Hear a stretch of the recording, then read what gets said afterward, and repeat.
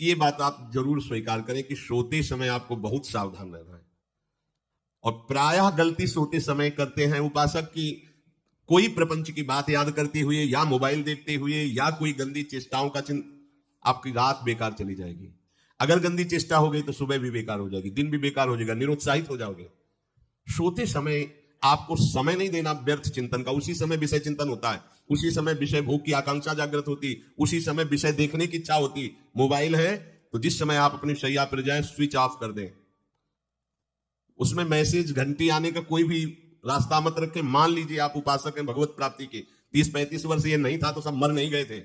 और बोले इमरजेंसी, जब इसकी 30-35 वर्ष से पहले इसकी कोई रचना नहीं थी मुझे लगता है, क्योंकि 30-35 वर्ष में ही इसका विस्तार देखा है। नहीं तो कभी किसी के पास मोबाइल नहीं। कोई बड़े अधिकारी तो इतना बड़ा हो, इतना बड़ा वाला हो, ऐसे रखते थे। नहीं तो मोबाइल तो हमें लगता है 30-35 वर्ष। तो फिर इमरजेंसी कैसे चलती थी? कैसे चलती थी इमरजेंसी? वो आप ब्रह्मा हो क्या कि इमरजेंसी संभाल लोगे? स्विच ऑफ करो। जो सब इमरजेंसी संभालने के लिए तैयार रात दिन न सोता है, वो हर समय जागृत रहता है, वो हमारा आराध्य देव है। स्विच ऑफ करो, चिंतन लगाओ श्री जी का। ये जो रात्रि के शयन के समय मोबाइल में इधर उधर दृश्य देखने हैं, अपने सर्वनाश का बीज बोना है। मान लो, हमारी प्रार्थना मान लो। ये उस समय मन आपको परेशान करेगा जब कमरे की सिटकिनी अंदर से बंद होगी। सबसे प्रार्थना है रात्रि के शयन के समय। तो बोले फिर ठीक है 10 बजे तक देख लेंगे मोबाइल, इसके बाद शयन के समय भजन कर लेंगे। होगा ही नहीं। क्या तुम देखना चाहते हो? प्रिया प्रीतम के सिवा और कुछ क्या देखना चाहते हो? वो तो सुभग सुंदरी सहज सिंगार, सहज शोभा सर्वांग प्रति सहज रूप वृषभानुनंदिनी। हमारी स्वामिनी जी की सुंदरता छुपाने के लिए आभूषण पहनाए जाते हैं। औरों को तो आभूषण सुंदरता बढ़ाने के लिए। यहां छवि के छिपाए को ऐसे के दास होके क्या देखोगे मोबाइल में? क्या देखना चाहते हो? वासना की क्रीड़ा, और तुम उस क्रीड़ा को देखना चाहते हो? परमार्थ के पथिक हो। देखना है तो प्रभु को देखने की वृत्ति रखो, अन्यथा मूंद लो आंखें प्यारे, महान फल प्राप्त करोगे। सबसे प्रार्थना है एकांत में मोबाइल रूपी दुश्मन से बचो। क्योंकि जब आप गंदी बात कहीं देखोगे तो आपके अंदर वैसे ही चिंतन बनेगा, वो ऐसे ही लगेगा मैं भी ऐसा करूं, मैं भी ऐसा भोगूं, मैं भी ऐसा देखूं। मान लीजिए आप, जब हमारे शास्त्र कहते हैं कि पशु पक्षियों के मैथुन को भी नहीं देखना है, अगर ऐसा एक बार दृष्टि पड़े तो मानसिक प्रणाम करके दोबारा दृष्टि ना देना। वो आप मोबाइल में ऐसी चेष्टाएं देखोगे, कैसे आप भगवत भजन करोगे? कैसे भगवत प्राप्ति का उद्देश्य रख पाओगे? ये कलयुग की बहुत महीन चाल है कि उसके बिना काम नहीं चलेगा और हम तुम्हें काम से युक्त कर देंगे। इसके बिना काम चलेगा नहीं, तुमको रखना पड़ेगा। और जब तुम इसे रखोगे तो हम काम अपना कर लेंगे। कलयुग ने कहा हम अपनी व्यवस्था बना लेंगे। यहां कह रहे जब आप नींद में जा रहे हैं तो बिल्कुल मानो मृत्यु शैया पे जा रहे हैं, आपको उस समय नाम जप में बहुत ध्यान देना है, कहीं मन बहक ना जाए। तो क्या होगा, 5-6 घंटे जो आप लेटोगे ना, वो भी भजन हो जाएगा।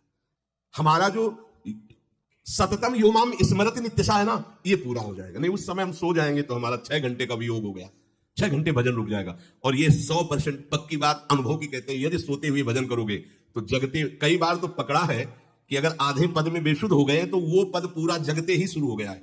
मतलब बीच में स्थिति भागवती की रही। जैसे बेहोश करते समय हमने कहा था जब ऑपरेशन के हमें बता देना, तो उनका बाबा इंजेक्शन लगाने वाले हैं तो 1 मिनट हमें केवल दीजिए अपनी चित्तवृत्ति। तो जब होश आया तो वही पहले चिंतन चल रहा था, वही चिंतन। जैसे सोने के समय बेहोश हुए तो जगने के समय वही चिंतन, ऐसे ही इंजेक्शन से जब बेहोश हुए और जब होश आया तो वही चिंतन चल। बहुत बड़ा चमत्कार अभ्यास का है। नींद खुले तब से लेकर गाढ़ नींद आने तक स्मरण में कभी रुकना नहीं। और आपको एक छूट दे रहे हैं। कभी कभी क्या होता है कि एक मंत्र में, एक नाम में जैसे बहुत देर अभ्यास करते हैं तो मन उबने लगता है। इसका स्वभाव है, ये अनुभव की बातें कहते हैं। इसका स्वभाव है नवम नवम। नहीं तो ये मतलब, तो इसको हम लोगों ने कैसे फंसाया है? जैसे गुरु मंत्र जप रहे हैं, अब 2-3 घंटे लगातार गुरु मंत्र जप, अब इसको उबन बढ़ी, अभी छोड़ रहा है, बीच बीच में पता चलता है छोड़ना चाहता है, छोड़ रहा है, तुरंत इसको नाम में फंसाया। अब थोड़ी देर नाम में चला, फिर उब रहा, बहुत विचित्र है ये। अब उसको फंसा दिया। उठ पीछे की बात अभ्यास के समय, नमामि समीशान निर्वाण रूपम विभुम व्यापकम ब्रह्मवेद स्वरूपम। चिंतन, पदगान करे, ये भगवान शिव पदगान कर रहे हैं, उसका चिंतन। निर्वाण रूपम विभुम व्यापकम ब्रह्मवेद स्वरूपम। अब अपने यहां अवसर है, सुंदर सुंदर कोई पद गुरु मंत्र जब करते हुए मन जब उबने लगे, राधा वल्लभ श्री हरिवंश, राधा वल्लभ श्री हरिवंश, राधा वल्लभ श्री हरिवंश, इसमें भी उबने लगे शुरू कर, जोई जोई प्यारो करे सोई मोही भावे, भावे मोही जोई। इसमें भी उगले लगे। सुधा निधि का कोई एक लाइन ले लो, ब्रह्मेश्वरादि सुदुरूह पदारविंद श्रीमत् पराग परमाद्भुत वैभव, ब्रह्मेश्वरादि सुदुरूह छोड़ना नहीं है, तू भाग में नवम नवम दे रहा हूं, नवम नवम। इसको फंसाने के लिए आपके पास अस्त्र हो, जैसे यहां चाकू, यहां पिस्तौल, तलवार, ये वो सब बिल्कुल वीर सजा रहता है, ऐसे ही अपने लोग सजे रहते हैं। छोटा राधा, अब उन्होंने एकदम चिपक गया आके तो कैसे मारे, तो छोटी चाकू है ना वैसे। राधा राधा राधा, थोड़ा दूरी राधा वल्लभ श्री हरिवाल, थोड़ा और दूरी गुरु मंत्र, बड़े बड़े अस्त्र अपने पास रख ले, बहुत भाग रहा है तो फंसा दिया। प्रथम यथामति प्रणव श्री, अब लग पूरा पदगा उसमें लग, प्रथम यथामति प्रणव। भोजन पाते समय ऐसा अभ्यास किया है, 1 घंटा के पहले भोजन नहीं होता, चाहे 2 रोटी पाना हो, समय लगता है।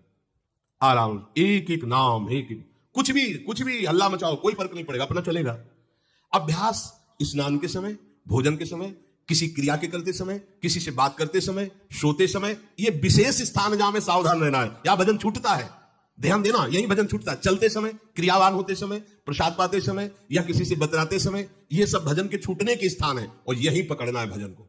जब आपको बिल्कुल न लगे तो मानसिक सब बंद कर दो और गुनगुनाने लगो। जो धुनी आपको अच्छी लगे उसी में नाम, कोई नाम लेके, संसार का चिंतन ना होने पावे, चाहे जो कुछ तुम चिंतन, जहां तुम्हारा मन आवे, गंगावरी गोदावरी, कुछ भी, भागवतिक चिंतन के सिवा संसार के चिंतन न होने पाए। पहले ऐसे अनन्य बनो, फिर बाद में अनन्यता आती, रसना कटो जो अनरट। हाँ भी विषय चिंतन कर रहे हैं, प्रपंच कर रहे हैं, बोले रसना कटो जो अनरटो। और नहीं बोल सकते, प्रपंच बोलेंगे बस, रसना कटो, ये शब्द वहां नहीं आते।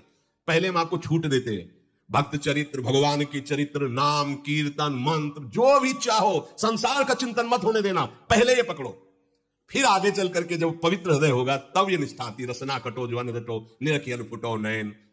मान लो संसार का चिंतन नहीं करने देना है इसको, आप जैसे बने वैसे करो भागवतिक चिंतन। कोई नाम ले लो, कोई मंत्र ले लो, तुम्हें जो प्रिय लगे, हम छूट देते हैं। ये नहीं करे कि रसना कटो जो अनरटो, ये बाद की बात है। हमें पहले इसका संसार चिंतन रोकना है। कैसे छूटेगा, कैसे छूटेगा, हमें यह पकड़ना है। नहीं तो निष्ठा की बात, जो हरि नाम जगत त्रिशिरोमणि वंश बिना कबहु, हरिवंश बोलेंगे नहीं, हरि बोलना नहीं है, हरि बोलना नहीं, क्योंकि जो हरि नाम जगत त्रिशिरोमणि वंश बिना, हरिवंश बोलना नहीं है, क्योंकि प्रपंच में रहती है। तो क्या करो, जो तुम्हें प्रिय लगे पहले उसे पकड़ो। ये हम अंदर की बात करें, प्रवचन की बात नहीं करें, मन को फंसाना है हमें। राम कृष्ण हरि जहां लगे इसको लगा, पहले इसको फंसाओ, संसार का चिंतन न होने दे।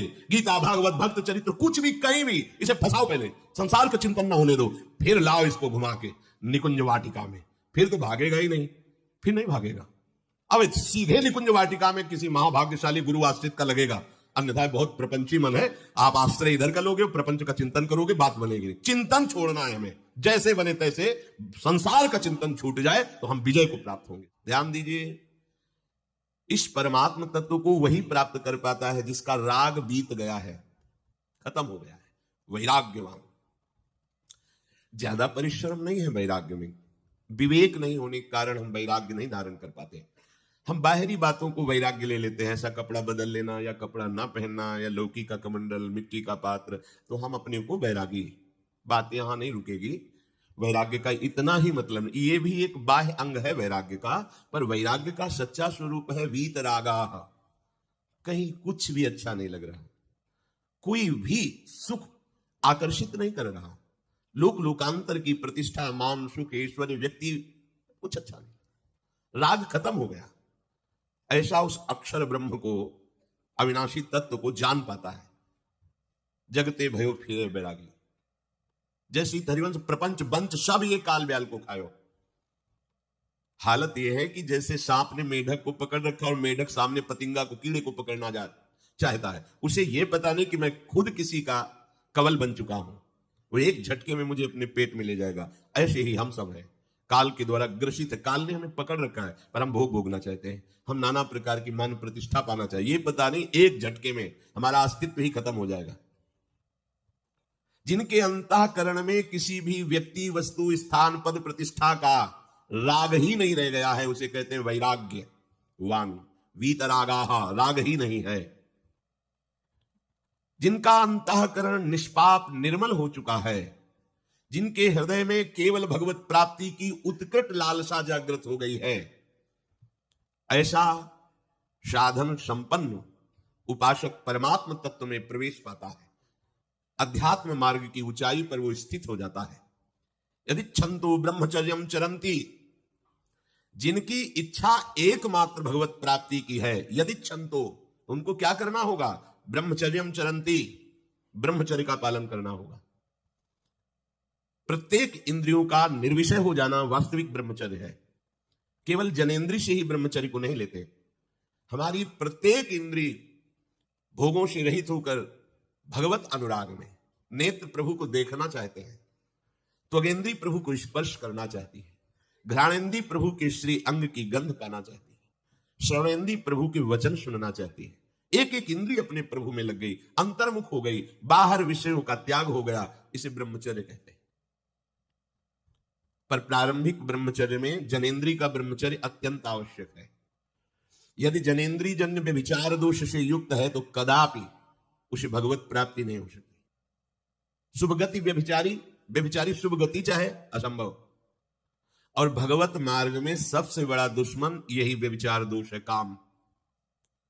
इसी से हमारा हृदय मलिन होता रहता है, अंधा बटे और पड़ा चबाए वाली दशा रहती है। हमें 50 वर्ष हो गए, अरे 50 जन्म हो जाए, तुम व्यभिचार करो, गंदी बातें करो, गंदे चिंतन करो, तो समय व्यतीत कर, अनंत जन्म व्यतीत हो गए, भगवत प्राप्ति हुई क्या? 50 वर्ष से भगवत प्राप्ति हो जाएगी क्या? 5 मिनट काफी है भगवत प्राप्ति में, एक बार नाम काफी है। वो स्थिति तो लाओ। बार बार बहिर्मुख वृत्तियों के द्वारा विषयों में सुख बुद्धि कर लेने से हमारा सारा का सारा अध्यात्म चिंतन बदलता रहता है, इसलिए लाभ नहीं मिल पाता, एक रस चिंतन नहीं रह पाता। बार बार विक्षेपी विषय करते रहते हो, हम सहते रहते हैं और भोगते रहते हैं। एक बार तो हिम्मत करके उठो, अब लो नशानी अब ना नशई हो, एक बार तो दृढ़ बनो। बस मन के अनुकूल चलने की बात को तुम्हें रोकना होगा, तभी तुम्हारे अंदर यदि छंतो, ऐसी इच्छा जागृत होगी। पक्का पक्का ऐसा ही है। जब हम किसी विषय के वेग को सहते हैं, विषय नहीं भोगते, तो मन बहुत जलाता है। उस जलन में फिर एक ही बात होती है, बस भगवत प्राप्ति हो जाए, झंझट खत्म हो जाए। कब तक हम इसमें चलेंगे? एक बार भगवत, वो जलन हमको भगवत प्राप्ति की इच्छा प्रकट करती है। अपने लोग क्या करते हैं? जलन को मिटाने की कोशिश करने लगते हैं, तो भगवत प्राप्ति की इच्छा क्या, भोग प्राप्ति की तृष्णा जागृत हो जाती है। भोगी हुई भोगों को बार बार भोगने की इच्छा का नाम तृष्णा है। बाहर और भीतर से कोई सहयोगी नहीं, जल रहा है उपासक, तब रास्ता निकलता है भगवत प्राप्ति का, तब इच्छा प्रकट होती। अब नहीं, बहुत जल लिया, अब तो केवल प्रियाजू के समीप जाना है, अब तो प्रभु के सानिध्य में रहना है, नहीं इन भोगों की जलन में जलना है। पर यहां तक पहुंचने के लिए जलना होगा, तभी लिखा सहित सहित बाढ़ है भगति तास्तितिक्षस्व भारत, क्योंकि आगमा पाइनो अनित्यास, ये नाशवान काम क्रोधादि तुम्हें प्रेरित करेंगे, तुम इनके वेगों को सह जाओ। ये स्थायी नहीं है, आगमा पाइनो है, आने जाने वाले हैं, और ये सहन करने से नष्ट होते हैं, भोगने से बढ़ते हैं। यदि छंतो, अगर भगवत प्राप्ति की इच्छा है तो ब्रह्मचर्यम चरंती, ब्रह्मचर्य का पालन करना ही होगा, इसमें कोई गुंजाइश नहीं, क्योंकि आप चल ही नहीं सकते। ध्यान से सुन लो, ये मनोरंजन का मार्ग नहीं है, इसमें मन ही मार तनहारिक है वृंदावन में गाज, इसमें मन मारना होगा। प्रायः ये मन को दुलार करने वाले लोग कभी भाग्य से सत्संग में भी आ जाते हैं, कभी श्री विग्रह के दर्शन करने भी मंदिर पहुंच जाते हैं, कभी तीर्थ याटन भी करते हैं, पर इनका कोई लक्ष्य नहीं होता। आज सुन लिया सत्संग, बढ़िया है, लक्ष्य नहीं होता। यहां लक्ष्य वालों की बात हो रही है। यदि छंतो, यदि तुम्हारी ऐसी इच्छा जागृत हो रही किसी जन्म में भगवत प्राप्ति करनी, तो ब्रह्मचर्यम चरंती। आप सच्ची मानिए, जिसके निकालने में तुमको सुख की अनुभूति हो रही, उसको रोकने में कितनी सुख की अनुभूति होगी। उन्मत्त हो जाओगे बहुत जल्दी, आपके सारे के सारे करण भगवदाकार होने लगेंगे यदि आप ब्रह्मचर्य का पालन करेंगे। शरीर स्वस्थ, हल्का, मन प्रसन्न, नींद आदि पर विजय, कितने गुण ही गुण। और ब्रह्मचर्यहीन आलस्य, प्रमाद, भोगों का चिंतन, मन का डिप्रेशन में पहुंचना, कमर में दर्द, टांगों में दर्द, सर में दर्द, घबराहट होना, बिना किसी कारण के मन भयभीत हो रहा है, भोजन अपच हो रहा है, बिना किसी प्रक्रिया के वीरनाश हो रहा है, बिना किसी प्रक्रिया के। काहे को मृत्यु स्वयं स्वीकार कर रहे हो, ये मृत्यु है। चाहे भगवान दत्तात्रेय जी बोल रहे हैं या भगवान कपिल देव जी बोल रहे हो, जब उपासक को संबोधन करते हैं भगवत प्राप्ति के लिए तो कहते हैं कि इस भोग वृत्ति को साक्षात मृत्यु रूप देखो, ये मृत्यु है तुम्हारी। जब शरीर राग त्यागना है तो तुम शरीर से भोग भोगोगे तो आसक्ति शरीर की पुष्ट होगी, आसक्ति भोग सुख की पुष्ट होगी, है नहीं? कितने दिन शरीर रहेगा, कितने दिन भोग रहेंगे? विचारवान बनो, ब्रह्मचर्यम चरंती, ब्रह्मचर्य का पालन करो। उपासक जो ब्रह्मचारी होता है उसका खिला हुआ चेहरा रहता है, जैसे कमल खिला हुआ, बिना किसी कारण के उसकी मुख मुद्रा में प्रसन्नता होती है। जो ब्रह्मचर्यहीन होता है बुझा हुआ चेहरा होता है, तेजहीन, बिना किसी कारण के वो शोकग्रस्त लगता है। बैठा है, आपको लग रहा है शांत है, लेकिन आप चेहरे को देखो, वो एक शोकग्रस्त है, कुमलाया हुआ चेहरा, अशांत चेहरा। मुख प्रसन्न, तन तेज विराजा, यह है ब्रह्मचर्यम चरंती, भगवत आराधन संपन्न उपासक का। जैसे आग में पैर रखते हुए कोई चले तो कैसे चलेगा, ऐसे ही ब्रह्मचारी की पहचान है। इतनी स्फूर्ति उसके अंदर होती, जैसे आग में चलने वाला पूरा पैर नहीं रख पाएगा, अगला कदम रख देगा क्योंकि ताप लग रहा है, ऐसे उसकी स्फूर्ति होती पैरों में। उसकी आंखें एकाग्र रहती है, चंचलता इधर उधर या बार बार झपकना यह विषयी पुरुष का लक्षण है। बार बार पलक झपकना यह विषयी पुरुष का लक्षण है। इधर उधर ताक झांक, चंचलता, ऐसा बैठे तिनका तोड़ रहा है, पैर हिला, ये सब विषयी पुरुष के लक्षण है। ये तो बिल्कुल साधारण स्पष्ट दिखाई देता है आदमी विषयी है या ब्रह्मचारी, अरे एक सेकंड में लक्षण होते हैं। आपको जब भगवत मार्ग का अवसर मिला है तो गृहस्थ हो, संतान हो गई, ब्रह्मचर्य से रहो। नहीं चाहिए संतान तो भ्रूण हत्या, गर्भ हत्या जैसे महापाप करने की क्या जरूरत है? उसी वीर से संतान उत्पन्न होती है जिसको आप नष्ट कर रहे हो, जिसको आप ऐसे पानी में बहा रहे हो, व्यर्थ फेंक रहे हो, तो उसको भ्रूण हत्या का पाप लग रहा है, तो तुमको पुण्य लग रहा है, वीरपात कर रहे हो तुम्हें भी वही हत्या लग रही है, क्योंकि उसमें वही जीवात्मा है जो मां के गर्भ में जाके बालक रूप धारण कर लेती है, उसको तुम नष्ट कर रहे हो। पर बुद्धि भ्रष्ट हो गई है, समझ में नहीं आता, व्यर्थ में वीरपात करते हो, व्यर्थ में। तुम्हारा भजन बनेगा, तुम अध्यात्म के योगी बनोगे, मजाक है अध्यात्म का मार्ग। होश में हो जाओ, ये मन के दुलार को बंद करो। जब तक इच्छा ही नहीं भगवत प्राप्ति की तो फिर तुम कैसे भगवत प्राप्ति कर पाओगे? भगवत प्राप्ति की इच्छा कैसे होगी जब तुम्हारी इस तरह से निंदनीय वृत्तियां हैं? इंद्रियों को दुलार कर रहे हो, मन को दुलार कर रहे हो, भगवत प्राप्ति चाहते हो, आचरण नीच और चाहते हो उच्च पदवी। सावधान हो जाओ।